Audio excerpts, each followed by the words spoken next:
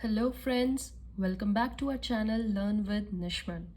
So here, as you see, we are going to start the last fundamental right, that is your right to constitutional remedies. Remedies का मतलब आपको पता ही है बच्चे, the help that is given to you, the remedy, the protection given to you against when your rights are infringed. Right, so in this article 32 to 35 we are going to cover. In last video we did fifth fundamental right. It was related to your educational and cultural rights, right? And now it's right to constitutional remedies.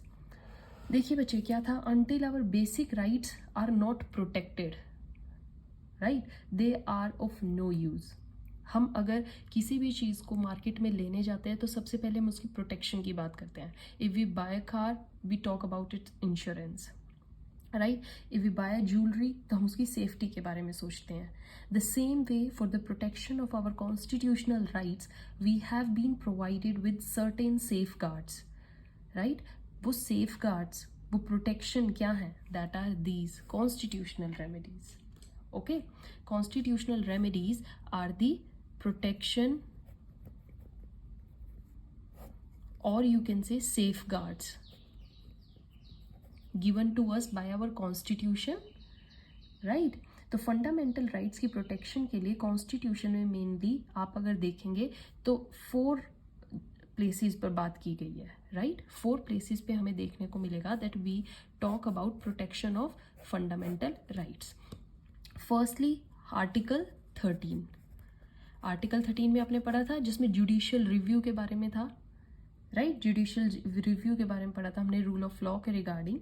Then article 359 ये हम आगे पढ़ेंगे, जहाँ ये कहता है कि emergency के टाइम, इमरजेंसी के भी टाइम बाकी किसी भी सिचुएशन में फंडामेंटल राइट को आप कर्टेल नहीं कर सकते. Except emergency fundamental rights can not be curtailed. Curtail means you can not take the right from the person for to enjoy those. Everybody has the right to enjoy their these fundamental rights. Then article 32 जो हम अभी discuss करेंगे. Article 32 में protection की बात की गई. And next in article 226 और 32 को हम यहीं पे पढ़ेंगे बच्चे, आपको ताकि थोड़ा डिफरेंस पता लगे. आपको अगर एकदम से कोई रीड करेगा they will think that both are same thing, but नहीं, इनमें बहुत मेजर डिफरेंस है and we are going to discuss right now. अब क्या है बच्चे, आपके part 3, obviously part 3 is going on and that is article 32 to 35.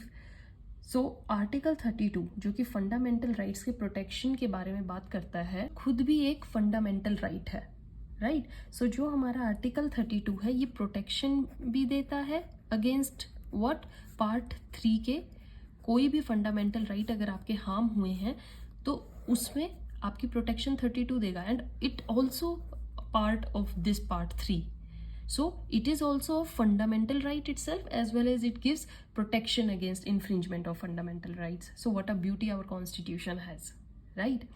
अब आर्टिकल 32 मेनली 2 तरीके के राइट्स एंड पावर्स की बात करता है बच्चे, ध्यान से सुनिएगा. फर्स्ट, अगर किसी भी इंडिविजुअल का फंडामेंटल राइट वायलेट होता है तो वो डायरेक्टली आर्टिकल 32 को यूज कर सकता है, राइट. आर्टिकल 32 को यूज करेगा अगर उसका इन्फ्रिंजमेंट हुआ है, एंड सुप्रीम कोर्ट को अप्रोच भी कर सकता है वो, राइट.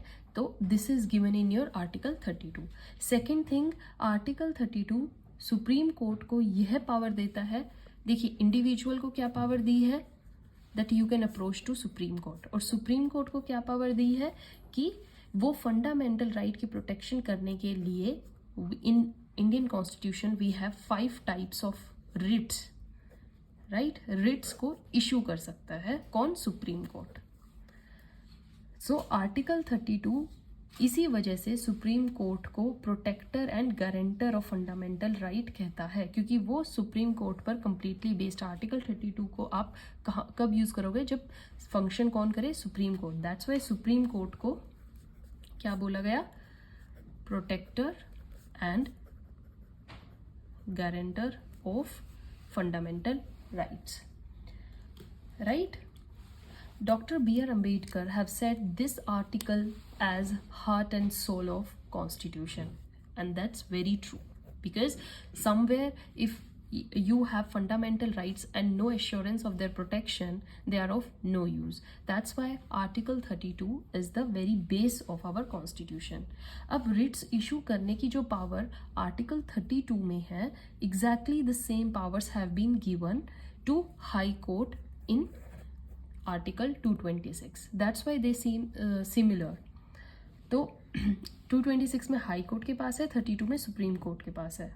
ओके बच्चे, तो आर्टिकल 226 एंड 36 को हमें यह पावर मिलती है कि अगर हमारे फंडामेंटल राइट्स वोलेट होते हैं तो उनको प्रोटेक्ट करने के लिए या कंट्री की हाईएस्ट कोर्ट को आप अप्रोच कर सकते हैं, राइट. बट पहले आप कहाँ जाएं? सुप्रीम कोर्ट की बजाय कहाँ जाना चाहिए? 226 आर्टिकल 226 के अंडर हाई कोर्ट. ठीक है, तो ऐसा, और या फिर सुप्रीम कोर्ट में जाएं. ऐसा ज़रूरी नहीं कि आपको कहाँ जाना चाहिए. ठीक है, अब कोई कहे तो step by step you should first go to high court and then to supreme court. That's not at all necessary. Okay बच्चे, हमारा केस था union of India versus Paul Manickam. ठीक है, इसमें क्या बोला कि अगर आप सुप्रीम कोर्ट को पहले अप्रोच करते हैं तो जस्ट वहां पर क्या होगा, आपको ये बताना पड़ेगा कि पहले आप हाई कोर्ट क्यों नहीं गए, right. So article 32 and 226 both can issue Ritz. इसमें भी रिट्स इशू करने की पावर है, बट मेजर डिफरेंस दोनों में क्या है वो आपको मेन पता होना चाहिए. आर्टिकल 32 एंड 226 का मेजर डिफरेंस क्या है बच्चे? Under this article 32 writs issue करने की जो पावर है वो सिर्फ फंडामेंटल राइट्स को प्रोटेक्ट करने के लिए, right, just to protect the fundamental rights. अगर किसी इंडिविजुअल के फंडामेंटल राइट्स हार्म हुए हैं तभी सुप्रीम कोर्ट ये रिट्स इशू कर सकता है. और आर्टिकल 26 में क्या है, इसमें फंडामेंटल राइट्स के साथ साथ for other purpose also, right. Fundamental rights तो होंगे बट अदर राइट्स और other purpose, other articles we have in constitution, तो उसके लिए लाइक एडमिनिस्ट्रेटिव पर्पज, ट्रिब्यूनल्स के लिए, इनके डिसीजंस के अगेंस्ट भी रिट्स इशू आप करवा सकते हैं, right. So this is, and the one thing जो क्लियरली दिख रही है that 32 is already a fundamental right. It comes in part 3.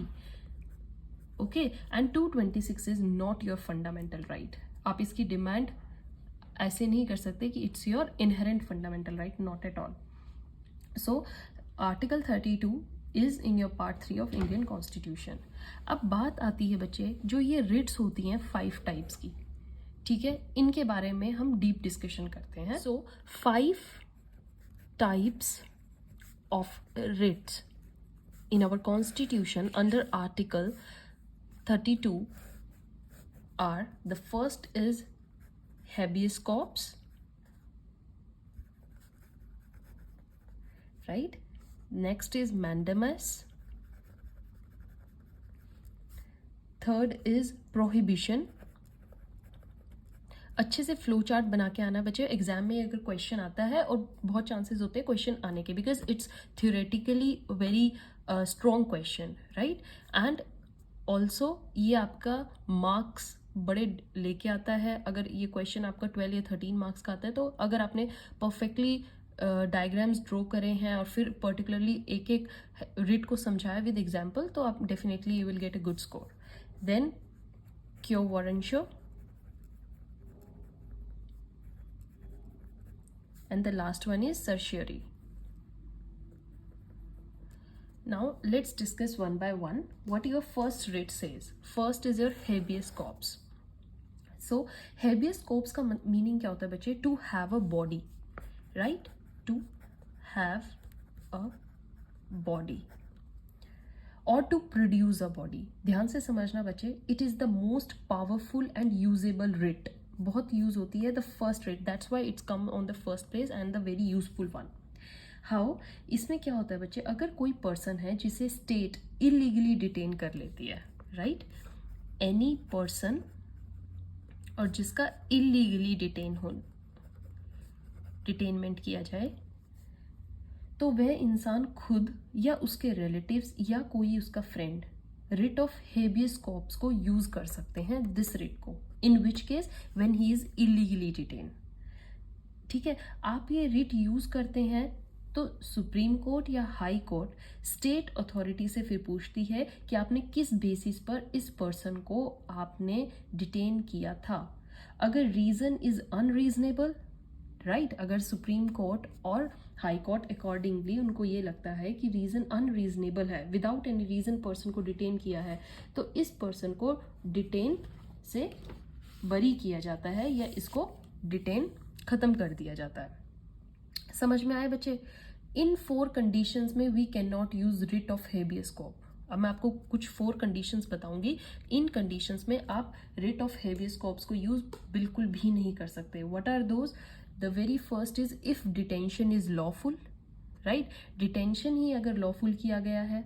Secondly, contempt of court, आपने कोर्ट का कोई कंटेम्प्ट किया है, कोर्ट की अवहेलना की है, उसके किसी ऑर्डर को फॉलो नहीं किया है, उस केस में भी डिटेन जो है वो लीगल माना जाता है, तभी भी आपकी ये रिट को वापस कर दिया जाएगा। The third one, detention is outside the jurisdiction of the court, right, अगर आपने particularly high court, like if the person is detained in MP, all right, but आप रिट किस में फाइल कर रहे हो? Punjab and Haryana high court में, so that in case वो ज्यूरिसडिक्शन से बाहर है, सो डिटेन, इस केस में भी आप रिट को फाइल नहीं कर सकते हैं, आपने रिट उसी ज्यूरिसडिक्शन की हाई कोर्ट को सबमिट करवानी है।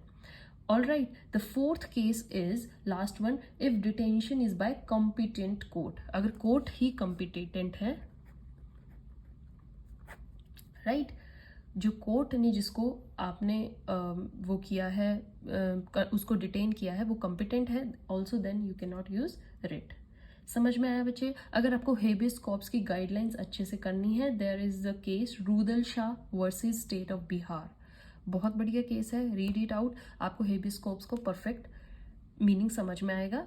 Then come to the second one, that is mandamus. Mandamus का मीनिंग क्या होता है? लाइक हेबियस कॉर्पस का मीनिंग था to have a body, mandamus means we command, we command, right. So we command का मतलब क्या हुआ बच्चे? कि यह एक तरीके की कमांड होता है, राइट, जब स्टैट्यूटरी या non statutory universities, constitution, tribunals, any institution, right, उनको किसी को भी जब कमांड देनी हो तो हम ये मैंडेमस यूज करते हैं, राइट, और उन्हें अपनी पब्लिक ड्यूटी परफॉर्म करने के लिए कह सकते हैं इस रिट के थ्रू।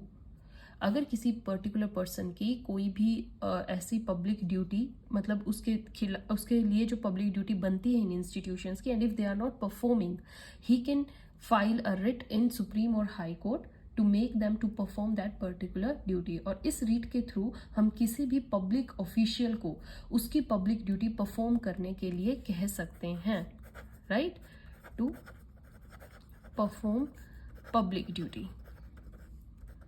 समझ में आ रहा है बच्चे? इसी में बच्चे आपका केस है, that is Gujarat state financial corporation versus lotus hotels.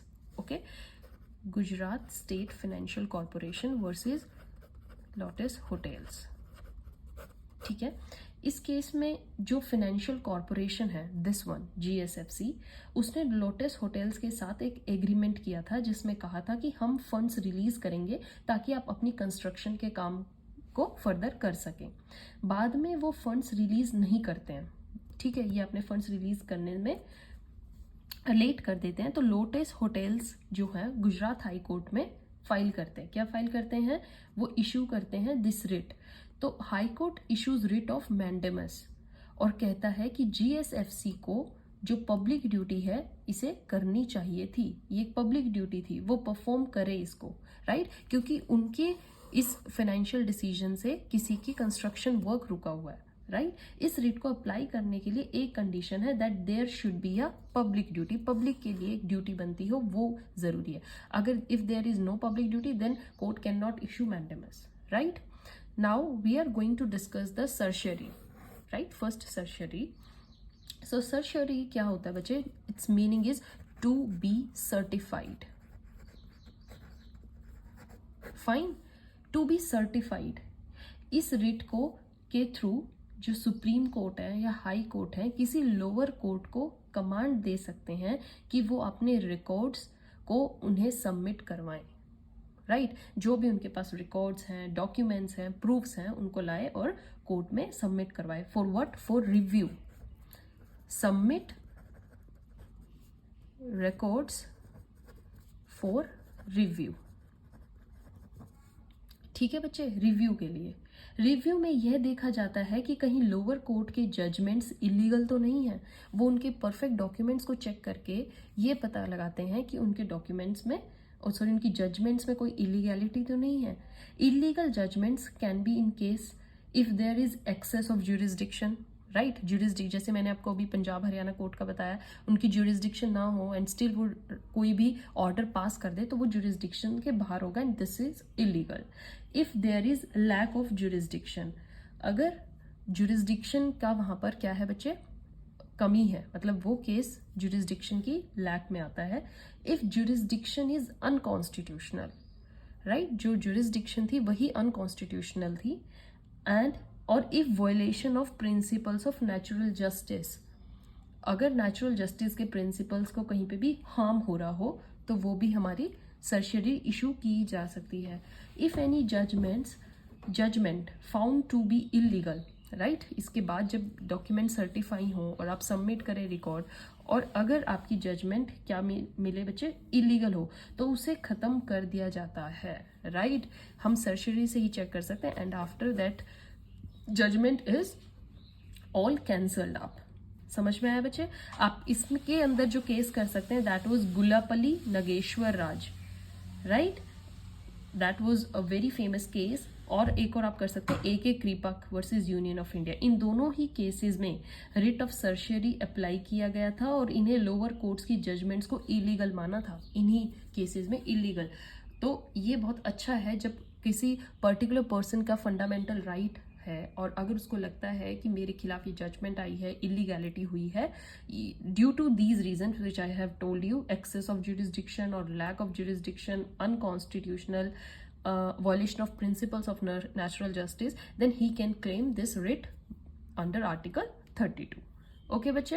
अब बच्चे आपने एक स्टेटमेंट जरूर कहीं पढ़ी होगी या सुनी होगी, I'll write for you, that is prevention is better than cure, right, सुनी होगी। तो जो यहाँ पर प्रिवेंशन है बच्चे, that is your prohibition, and what is your cure, that is your certiorari, right. So certiorari हम डिस्कस कर चुके हैं, let's discuss this prohibition, because अगर कोई देखेगा तो ये दोनों सिमिलर लगेंगे but there is a difference.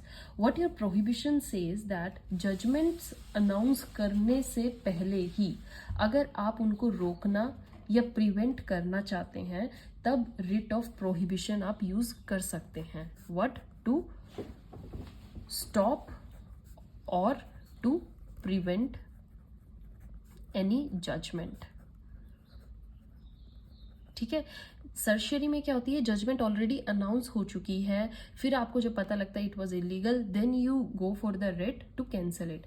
But in prohibition आप प्रीवियसली ही स्टेप ले लेते हो, राइट। इसका मतलब होता है टू फॉरबिड, जैसे to be certified, to forbid. Okay बच्चे, रिट ऑफ प्रोहिबिशन हम तब यूज करते हैं जब तक लोअर कोर्ट ने अपना जजमेंट अनाउंस ना कर दिया हो। अगर कर दिया है तब प्रोहिबिशन यूज नहीं हो सकती है, then you have only option of certiorari. Okay, because क्या होता है after that writ of certiorari is used, which I have told you already, right? Now the only writ that is remaining, that is quo warranto. So pay your all attention what your this writ says. Quo warranto, so let's discuss this. We have let's take an example.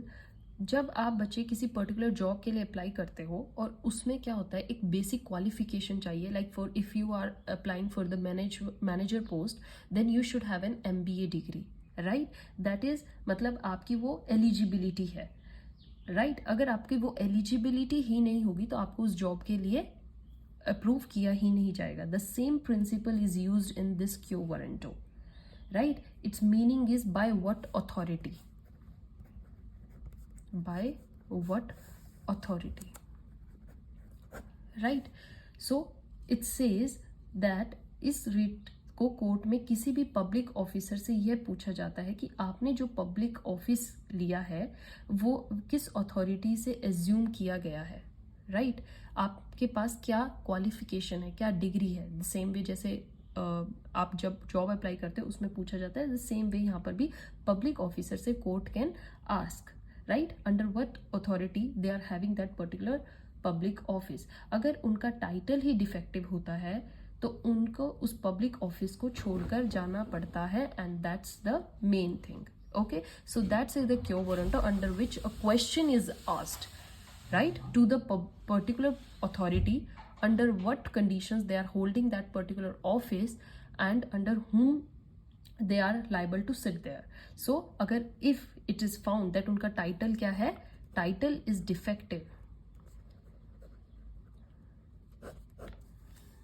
they are not allowed to sit there, right, they have to drop that particular duty right there. That are all our writs, so give a brief reading to them. मैंने आपको ये एक ही sheet पे इसलिए समझाया ताकि आपको इनके बीच का डिफरेंस समझ में आ जाए, आपको कैसे उनका मीनिंग देना है। बट जब आप क्वेश्चन को आंसर शीट में एक्सप्लेन करेंगे, make a flow chart and then explain each heading wise, heading देंगे, उसको एक्सप्लेन करेंगे, एग्जाम्पल देंगे, केस देंगे, ठीक है, ऐसी heading, explanation, case, example, right?